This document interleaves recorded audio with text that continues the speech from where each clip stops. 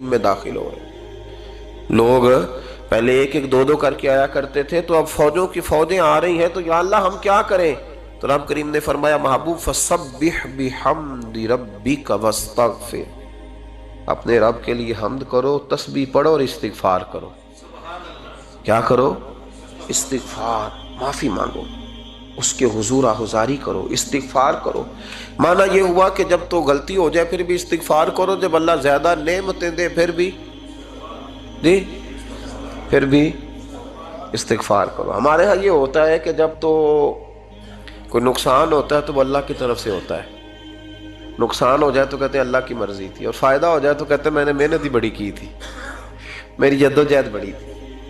ایک بچہ ایک دفعہ میرے پاس کہیں انٹرویو کے لیے جا رہا تھا، تو دعا کرانے آیا، کہنے لگا میں نے وہاں جانا ہے، دعا کیجئے گا اللہ تعالیٰ کامیابی دے۔ میں نے دعا کی، کچھ اس کو پڑھنے کو بتایا، لیکن کامیاب نہ ہو سکا، لوٹ آیا۔ تو میں نے پوچھا کہ کیا بنا؟ کہنے لگا حضرت صاحب بس اللہ کی مرضی تھی، اللہ کی مرضی تھی۔ پھر ایک دفعہ گیا تو نہ کہا اللہ کی مرضی تھی، تیسری دفعہ گیا کامیاب ہو گیا۔ تو بھئی اب کیا بنا؟ کہنے لگا جی جب میں داخل ہوا تو اس نے جاتے ہی مجھ سے پوچھا سب سے پہلا سوال یہ کہ تمہیں جنرل نالج کی بھی کچھ معلومات ہے یا شعبے کے آدمی ہو؟ تو میں نے کہا جناب پوچھئے۔ تو انہوں نے پاکستان کا حدود اربہ پوچھا تو میں نے فٹافٹ بتا دیا۔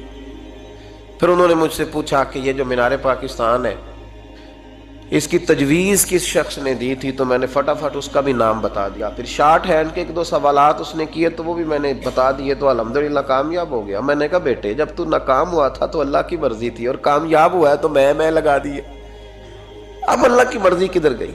یہ اتنا بڑا نقص ہے انسانی فطرت کا، اتنی بڑی کمزوری ہے کہ معاذ اللہ تعالی ہم کمزوریاں قدرت کے کھاتے میں ڈال دیتے ہیں، اور ناکامیاں قدرت کے کھاتے میں، اور کامیابیاں کیا تماشا۔ حالانکہ ہونا یہ چاہیے تھا کہ جہاں انسان کمزور پڑے تو کہے میری غلطی تھی، میری غلطی تھی۔ صوفیاء یہ سبق دیتے ہیں، اللہ کے بندے یہ پیغام دیتے ہیں کہ جب تو کہیں ناکام ہو جائے تو سمجھ جائے تیری، اور جب تو کامیاب ہو جائے تو سمجھ رہے اللہ راضی ہو گیا تھا، اللہ نے رحمت کر دی، اس نے فضل کیا۔ تو یاد رکھیں استغفار، کئی چیزوں پہ استغفار ہوتا ہے، کئی چیزوں پہ، اور استغفار کا نفع ملتا ہے۔ کیا نفع ملتا ہے؟